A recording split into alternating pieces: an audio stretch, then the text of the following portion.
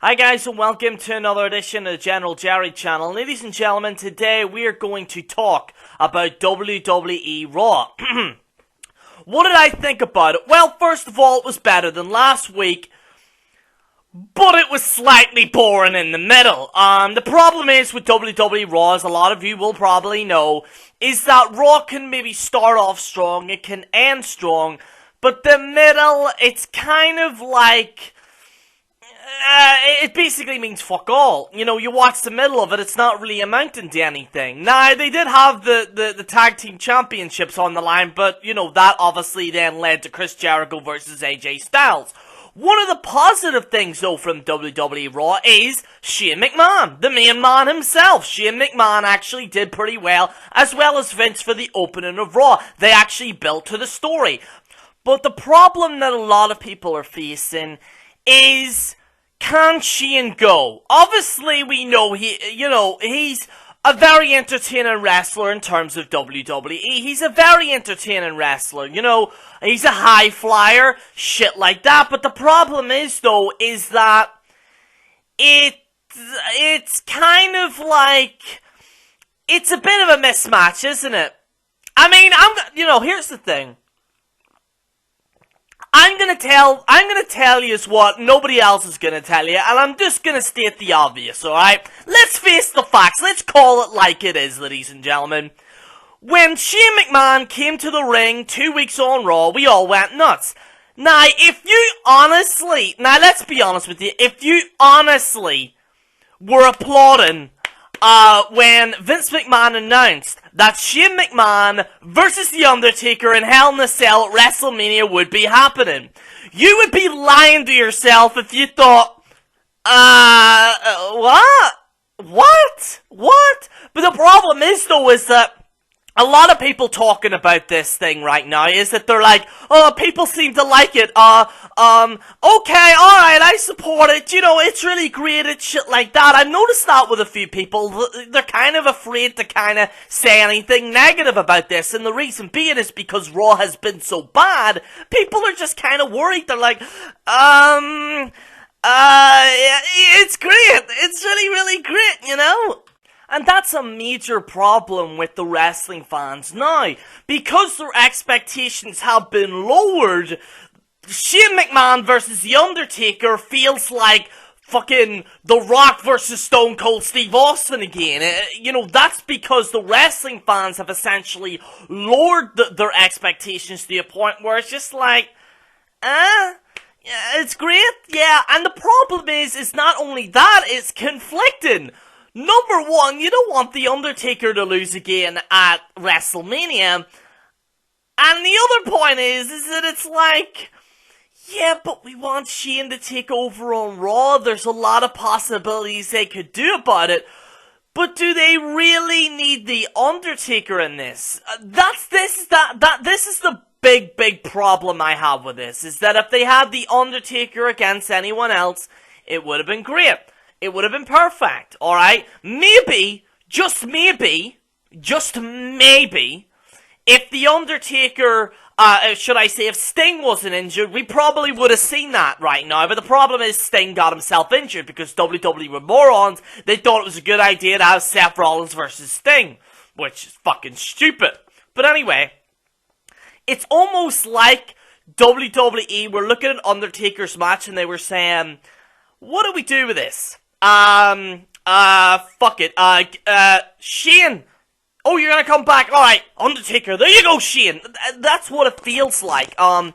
Yes, it's interesting. It's definitely more of an it's got people talking. It's a hell of a lot more interesting than what we've seen. But the problem is, ladies and gentlemen, is quite simple. I still have concerns about it. Big concerns. And the final point I want to make is this, is that Shane is being trained by an MMA fighter, and also he's being trained by the WWE. He actually looks in decent shape. I think people are saying, oh, he looks in bad shape. I think Shane can go. It's just, does it really need a taker match? But again, ladies and gentlemen, I'm really concerned about this WrestleMania. What we're going to be doing after the Raw review, we're actually going to be looking at the confirmed WrestleMania card, and we're going to go more details on Shane. I don't want to go too much at the start of this video, so if you want to check out more of the Shane stuff, I'll be talking about it at some point at the end of this video. But anyway, guys, let us get in to your Raw review. So yes, Shane McMahon, as you all know, Shane McMahon was there. He basically talked about Vince McMahon. I have to say, great opening segment, definitely one of the best opening segments I've seen. Shane, however, when he was facing the bodyguards or whatever, it was like, don't you come near me, don't you do it, and it was kind of like the guy was just going, like, you know, well, I'm Russell Brand. Here, there you go, Shane, you saucy bitch. I'm Russell Brand. You know, it was kind of like that. I was just like, just go for him. But unfortunately, I think Shane did fare off pretty well. Yes, I thought it was a great opening segment. Vince brings Shane's sons involved in it. Shit like that. CM Punk chants, and actually, Vince semi kind of addressed it. He went, we'll just wait till these things are over and shit like that. And by the way, it's another good point. People were kind of bashing the crowd, going, yes, and shit like that. But at the end of the day, what's the alternative? A crowd for dead silence and doing? I'd rather have a crowd going loud than having a crowd that's just sitting there going, ew, that is jolly good. You know, like one of those crowds, like the crowds that aren't really into it, they're just going because their mother bought them a ticket for whatever, like, oh, jolly good. Like, that's why I like Chicago, because they're fucking loud, they go hard, and, you know, they tell WWE what they think, and I thought the crowd was very good in this match. Actually, the crowd itself actually made some of the matches on Raw seem better, but all in all, Raw itself, this was probably the only good thing about this Raw, but it kind of goes downhill from there. But we'll get into that right now. Let's get into it. This is Neville versus Kevin Owens. Now, the good thing about this is that, again, it didn't go downhill. It was just like, you know, it was like going up a little bit. It was going up, but then the middle of Raw just went like out there. But anyway, Neville versus Kevin Owens. So all in all, I really couldn't give a fuck about this match. In fact, I was gonna turn it off, but then he hears, Sami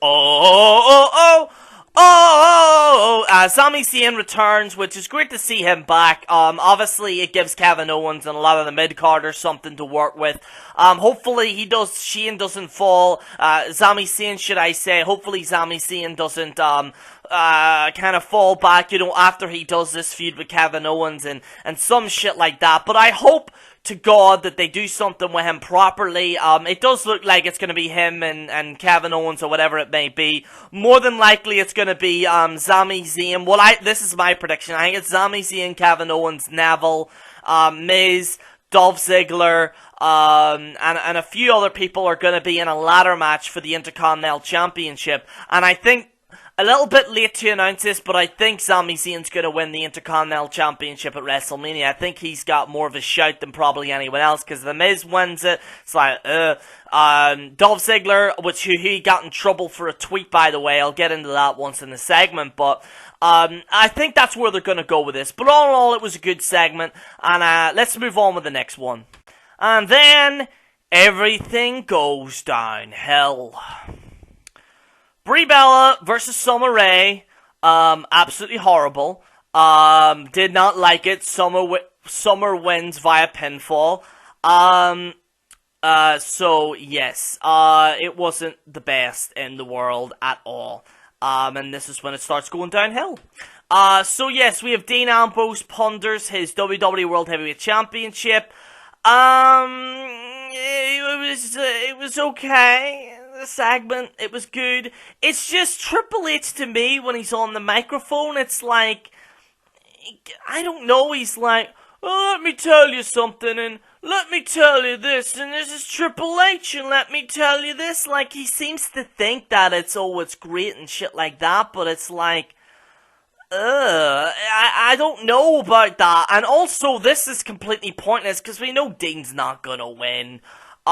Triple H is gonna win at Roadblock, or as the right Smart Buster called it, Roadkill. But I thought that was funny, by the way. Shout out to Smart Busters. But all in all, I thought that this kind of segment was it was like, it was decent, but it's like, it's not going to really lead to anything. And also, I might have a little review of it. I might actually watch it on Saturday. We'll see how it goes. But, all in all, I really couldn't give a shit about Roadblock, and even Triple H even buried Roadblock. He went, some creative guy decided that it was, they called it Roadblock, some smart guy, but you're not a Roadblock, Dean Ambrose, and it's like they are kind of like I hate you really using the word term bury, but it's like, they're making him irrelevant, Dean, a little bit. It's like, yeah, Dean, you're here, but, we'll just see how it goes, you know what I mean? And also, Dean's against Brock Lesnar, so it's like, all in all, though, it's gonna be interesting to see where Dean goes from here, but, yeah, I actually think that, I don't know. I can't see Dean winning. If Dean wins, then, all board on the road to WrestleMania. Let me tell you something. I think, but again, storyline-wise, it doesn't make sense. He's against Lesnar. Would he defend his belt against Lesnar? Would it be a fatal four-way? It doesn't make any sense. And we are, trying to do this the way it is, it's like, it's great in theory, Dean Ambrose winning a championship, but in terms of a story, what I personally thought they could have done is have Dean Ambrose versus Brock Lesnar. The winner then gets put into a triple threat, very similar to the other WrestleManias, and then maybe have Dean win. Because I think if Roman Reigns wins, he might get booed. I think Triple H wins, people are like, what's the point in this? But I think Dean could actually get a good crowd reaction and give him a WrestleMania moment, because I think Dean's been very patient, waiting on this championship. But anyway, let us continue. Dolph Ziggler versus Sheamus, Rusev, and Wade Barrett's elimination tag match. Didn't particularly enjoy it. Sheamus and Barrett and Rusev win via pinfall. Didn't particularly like this. This was really just to bury Dolph Ziggler. Rumors are saying that they did this to bury him. It was actually originally him and The Miz, but apparently he sent a tweet out and he had it deleted, and apparently Dolph Ziggler's not doing too well with the management right now. Becky Lynch and Sasha Banks versus Naomi and Tamina. All in all, it was average. It was okay. Banks and Lynch win via submission. All in all, it was pretty decent, but it wasn't all that great. Chris Jericho versus AJ Styles in the New Day. Definitely, the match itself was good. I will say this. I have to give props to the New Day. I don't like doing that, but the New Day do win via pinfall. Y2J attacks Styles after the bell, and they hurl insults into him. Afterward, he shoved a Y2AJ shirt into Styles' mouth. Ooh. But yeah, all in all, it was really good. I thought, you seen Chris Jericho was gonna turn heel. I really hope, though, it's not Jericho versus AJ Styles at WrestleMania. I hope this is for Roadblock, and then AJ Styles is added to the Intercontinental Championship match, or something like that. That's what I hope they're gonna do. But it's gonna be interesting to see what they go from here. But yes, Y2J is now facing, AJ Styles. Whether or not, I don't think they've announced it for Roadblock. I'll check it right now. In fact, I'll actually check the card for Roadblock in the video as well. So, let's move on to the next one. Tyler Breeze versus Kalisto. Not all that great. It was an alright match, slightly below average. And Kalisto wins via pinfall. I don't particularly want to talk too much about that. Curtis Axel versus Ryback. It was pathetic. I didn't particularly like the match. Ryback wins via pinfall. Not all that great.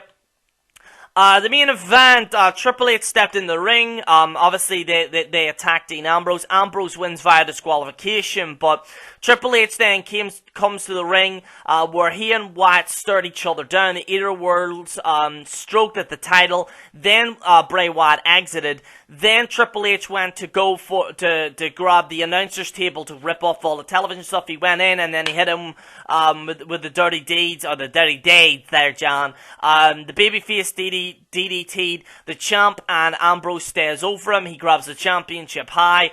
All in all, the ending, it could have been better, but it is what it is. But all in all, this was really just to push the Roadblock thing. So all in all, you probably could have called this Raw pre-show of Roadblock. Really, it doesn't really add that much to WrestleMania. We're seeing some things being built up. Obviously, Shane and Vince was good, but all in all, like, kind of Triple H and the Dean Ambrose thing is just for Roadblock. I don't know where they're gonna go from here. So, guys, let us get in to your WrestleMania card. Let's break this shit down. Okay, guys, let's get into your WrestleMania card right now. So we have Charlotte with Ric Flair versus Becky Lynch and Sasha Banks. It's a triple threat match for your WWE Divas Championship. Gonna go with Sasha Banks on that one if I have to. Again, these are temporary predictions, ladies and gentlemen. We have Dean Ambrose versus Brock Lesnar. It's a no-holds-barred street fight. Depending on the results of Roadblock, but more than likely Dean's going to lose. I think Dean Ambrose is going to defeat Brock Lesnar in a no-holds-barred street fight. Shane McMahon versus The Undertaker, Hell in a Cell match. If Shane wins, he gains control of Raw.